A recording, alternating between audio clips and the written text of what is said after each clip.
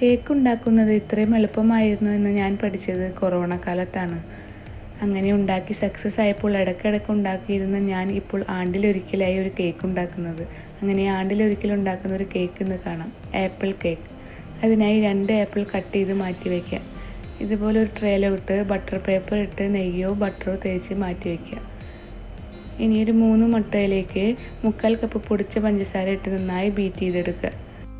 Beat ചെയ്യുമ്പോൾ കുറച്ച് വലിയ പാത്രം എടുത്തില്ലെങ്കിൽ എന്നെ പോലെ ഇതുപോലെ ക്ലീൻ ചെയ്യാൻ നടക്കേണ്ടി വരും. മുട്ടയും പഞ്ചസാരയും നന്നായി മിക്സായി വന്നാൽ അതിലേക്ക് 1/4 കപ്പ് ഓയിൽ ഒഴിച്ച് നന്നായി ബീറ്റ് ചെയ്തെടുക്കുക.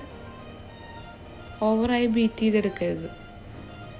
അത് കഴിഞ്ഞാൽ അതിലേക്ക് 1/4 കപ്പ് പുളിയില്ലാത്ത തൈരും കൂടി ചേർത്ത് നന്നായി മിക്സ് ചെയ്തെടുക്കുക. ശേഷം 1/4 കപ്പ് മൈദയും കൂടി ചേർത്ത് നന്നായി യോജിപ്പിച്ചെടുക്കുക. ഇതിലേക്ക് 1 ടീസ്പൂൺ ബേക്കിംഗ് പൗഡറും 1 പിഞ്ച് ഓഫ് സോൾട്ടും 1 ടീസ്പൂൺ വാനില എസൻസും കൂടി ചേർത്ത് നന്നായി മിക്സ് ചെയ്തെടുക്കുക.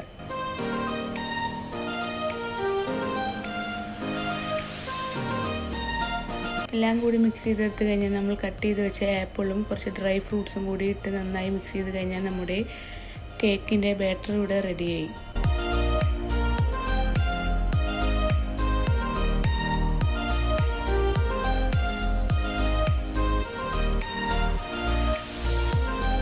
ഇനി മിക്സ് ബേക്കിംഗ് ട്രേയിൽ ഒഴിച്ച് ബേക്ക് ചെയ്തെടുക്കാം. ഞാനിവിടെ എയർ ഫ്രയറിൽ 30 മിനിറ്റ് വെച്ചാണ് ബേക്ക് ചെയ്തെടുത്തിട്ടുള്ളത്. നിങ്ങൾക്ക് ഒരു ബിരിയാണി പോട്ടിൽ തട്ട് വെച്ച് ഒരു 45 മിനിറ്റ്സ് വെച്ച് ബേക്ക് എടുത്താലും മതി.